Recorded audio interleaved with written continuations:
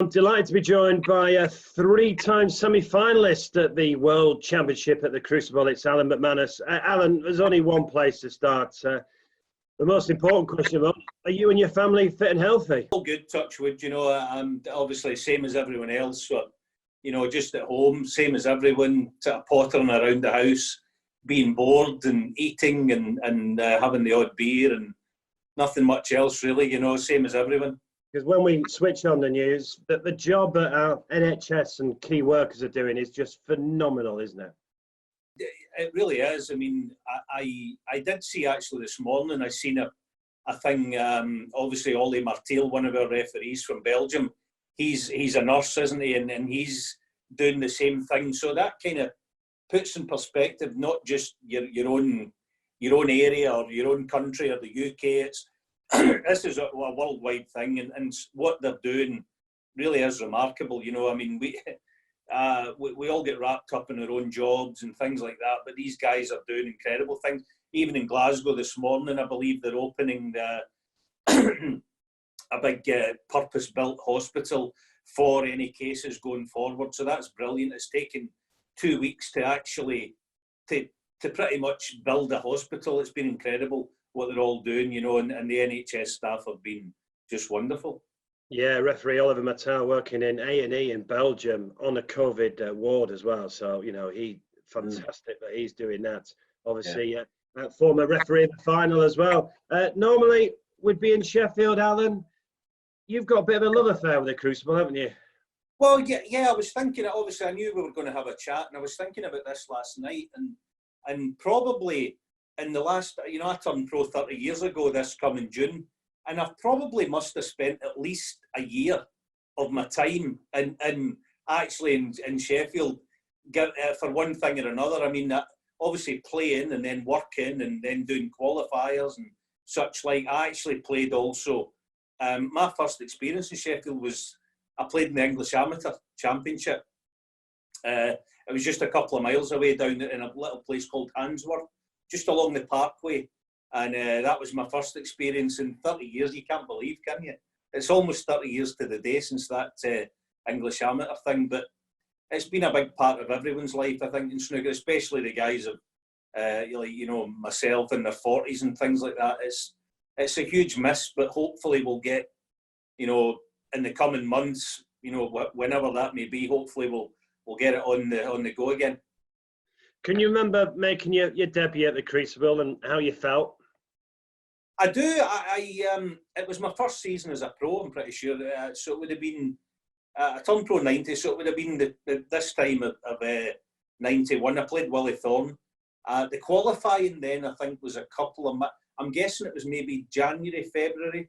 I played Willie Thorne at the Crucible, and best wishes to Willie, actually, with, obviously he's going through some tough times right now, but I played Willie, and I managed to win the match, which I think was quite unusual. Not that many people win first time out, but I managed to win 10-8, and I don't remember an awful lot about the match. I remember John Street was the referee, and probably it's a surreal experience. I know everyone says about the Crucible, it stays the same, yet it changes, and every year you go back, something's different about it, and yet it's not.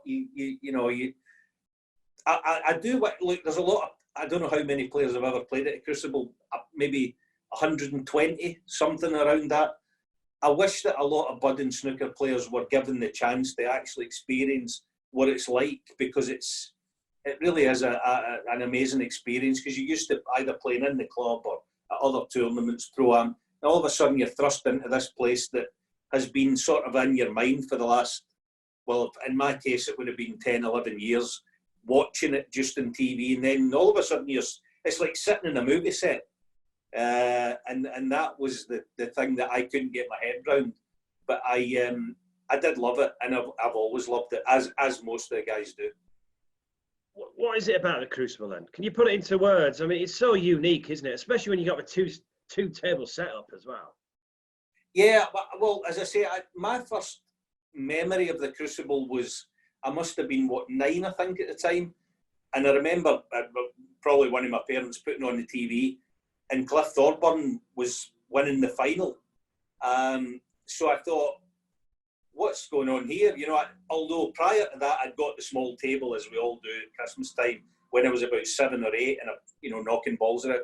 And then all of a sudden, I seen this game on TV. I thought, what's going on here? You know, that was the only. I don't even know if it was a ranking event then. The ranking started around 82-ish or something, 81, 82. And I was fascinated. So my first ever TV experience, aside from Pot Black, I'd seen maybe a couple of frames of Pot Black. But I was watching Thorburn beating Alex, and I thought, that's pretty cool. That looks pretty, you know. So then you go through your secondary school years, and everyone was into snooker then. All my mates at school. We used to on your jotters at school, we used to write out the draw and who's going to beat who and all that. Just, you know, it's like I say, only 10 years at the most after that, I was actually sitting in this place, and I thought, what, this is pretty surreal, you know, it's pretty cool. And you reached semi-finals. You first won in 1992, and you lost to Jimmy White in that semi-final. Do you know what? I don't remember a lot about the tournament. I remember feeling, it's more feelings that you remember. I remember playing Jimmy, and I felt he was too strong for me. That was at that time, there was the big four, obviously, Davis, Hendry, White and Parrott. And I just wasn't equipped to sort of deal with him, you know. I mean, the occasion was one thing, but Jimmy was still very, very much a top player then. You know, he'd won the UK. Well, I think he went on to win the UK that year, maybe 4 or 5 months later. He won the World Masters the year before that in 91 at Birmingham. He was just too strong, and he beat me handsomely. I can't. It was 16-7 or 8. I thought I had a chance, but when I got into the match, I thought, nah, he's going to be too strong. So that was my memory from it. And I was never really in the match, unfortunately. But, you know, there we go. Yeah. Well, let's be honest. Jimmy probably should have won that year, shouldn't he? I mean, he was 14-8 up in that final against Stephen Hendry. Yeah, I mean, I remember the final. Obviously, I was home by this time, and I remember Jimmy was leading, and then the final day, I remember thinking, right, Jimmy's going to... But you can't... Obviously, being Scottish, and Stephen had this reputation that if you kind of leave the door ajar, he ain't going to... You know, he's not going to renege on the opportunity. And when he potted that, was it the famous brown or whatever it was from the White in the jaws of the middle pocket? When he potted that, I thought, this is going to... Stephen's going to win here, and obviously won the last 10 frames to lift it again. For what was that, the second? Yeah. Quite incredible player, and obviously that's who you played in the semi-finals in 1993, and he didn't give you a look in, did he? No, I've got some vague memories of the match. We had a piper, a Scottish piper, piped us into the arena, so that I've actually got a photograph of it, and I'll maybe put it on social media because it's quite a cool photograph. It's from it's a photograph, like it's almost from someone in the front row is taking this photograph, and the two of us walking out, and the piper's there. The other thing I remember though, but by this, obviously I was a year older, and I thought, right, okay, I'm gonna get this guy here. I felt pretty match hardened and pretty in decent form. And the first or second frame, I left a long red, and it was down the cushion, and he potted it and made, I don't know what it was, 100. And I thought, oh no, here we go. You know, he's going to start all that. And he played like it didn't matter. He played like it wasn't the semi-final of the World Championship. And I thought, oh, now I'm in company that's not going to forgive anything here. And he beat me handsomely. But then he did that to most people back then, didn't he? And again, I wasn't really in the match, regrettably. I would have loved to have got into the match, you know, that 11 each, 12 each, 13. I would love to have experienced that, but I just wasn't good enough at the time. Yeah, 16-8 in the end. How good was Stephen Hendry? Yeah, I mean, look, he was an unbelievable player. You've got to remember you're talking about a period of time between 25 and 30 years ago. Now, we know about the break building. The guy, all the top players do these days. He was doing that, back then, and he was doing it like he'd almost been transported into this era. But he just was before his time. His bravery was unbelievable. That a lot of times when you played him, and there was a pressure, usually in matches, especially when they're close, there comes a point where there's a crunch ball, and you didn't want him having a crunch ball. Where other guys you'd think, hopefully he's going to take on a 50-50 that's going to be a pivotal kind of point of the match. You kind of didn't want him doing that because you pretty much knew he was going to get it. That he was, and it was almost like it didn't matter what you threw at him. It didn't bother him. It didn't affect him. It didn't seem to have any. It just bounced off him, the pressure. Obviously he did play badly from time to time, but in those days it was few and far between. He was an unbelievable player, but an unbelievable competitor. That was the thing. On top of actually the physical side of how good he was brave as a lion and great, unbelievable bottle. Probably the best bottle I've ever witnessed. Time and time again. Those guys that it was a bit like Tiger at the golf when he's got to make this shot, and you think he can't do it again. He can't do it again because there's a lot of averages, and he would do it again. Here we go. So that's what it was like. Bit of a wait to your third semi-final, 2016. You were a qualifier that year as well. Now I remember that. You were disappointed to lose the semi-final to Ding Junhui, but you really, really enjoyed yourself that year, didn't you? I did. I mean, I came through qualifying the week before, I think, the 3 matches. And Ding, funny, he was a qualifier as well that year. And interesting, I was listening to your chat with John Higgins the other day. It was interesting because I like to listen to that because with guys like John, I don't ever ask John about things like that, the Crucible. And so it's interesting to get his take on. And I remember the one he said, one of the finals, I don't know if it was his one against Ronnie, maybe in 2001. He finished late, and I was the same. Funny enough, I played John the night before, and came through, I think, 13-11. Yeah, you were 9-11 down against John. Yeah, so by the time I got out the Crucible that evening after doing whatever was, required, it was probably midnight, maybe round about that time. I went back to the hotel. I had 1 beer. Instead, I had to have something to try and wind it down. And I didn't get to sleep till maybe 4. And then I was up, and then I was kicking off our semi-final. Started in the afternoon on the Thursday. Yeah, the Thursday. And usually my prep would be I would get up in the morning. I would go down to the Crucible and have a loosener for 20 minutes, half an hour. And I woke up in the morning about 9:30, I think. And I thought, I can't even bring myself to go down. I'm just going to lay in my bed and go down there. I think it was a 1 o'clock kickoff. And I thought I'll go down at about 12:20. And I was almost sleepwalking. I was, but maybe that was inexperience. So I hadn't been in that position too many times. And I remember I went 5-0 down. I felt good. I felt good in my confidence in my game, but I was mentally, I was a little bit shot, because I felt really good. And I felt like I had every chance of winning the match. But Ding, he played unbelievable. I think he'd about 8 centuries in the match, 7 or 8 anyway. So it was a kind of performance by him, similar almost to Judd last year. It was that good. Yeah. Yeah, and I don't think people realise that. I mean, it's obviously it's a game of skill, but I don't think people realise what a mental test it is, and especially at the Crucible because of 17 days. And like you've mentioned it, loads of players have said to me in the past, they can't sleep, they don't eat properly.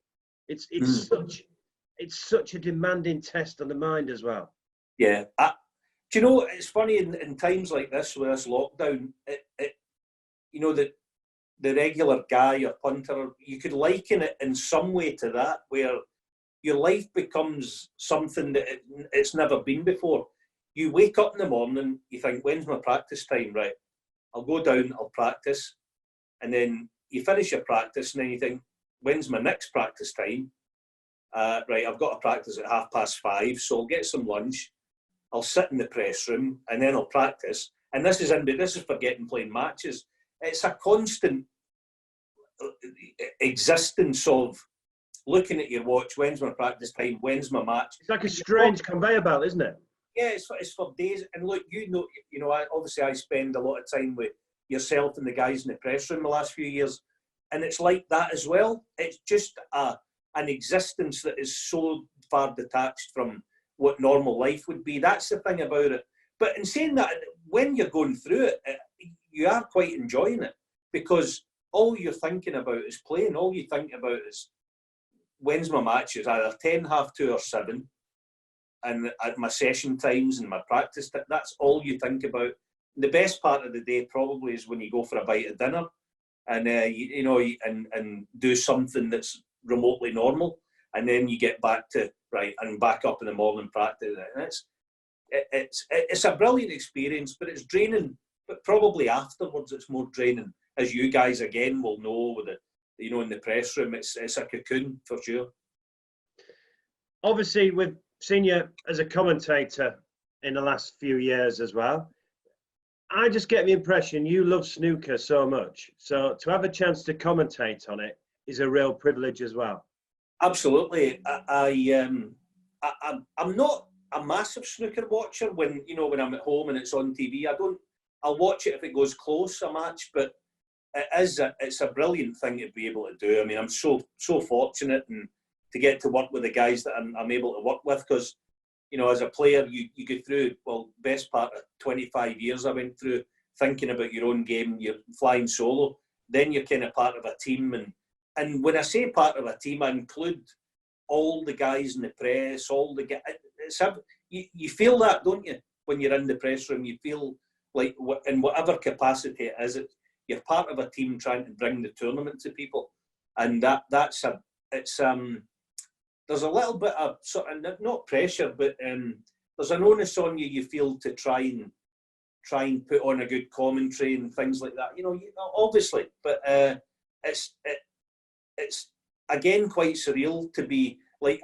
I mean, even last year, the final, I was just the way our rota happened for the final.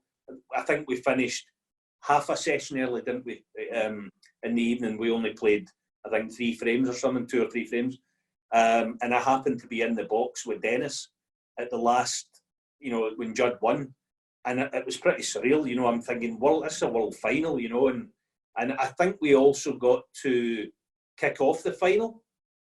And so I was I went in the press room in the morning of the final to do some prep, as I normally do. I like to try and get prepared a little. And it is a privilege and it's a pleasure and all those things. And to be able to call it and whatever is brilliant. And I hope I can keep doing it, but that's in the future. But I do love it.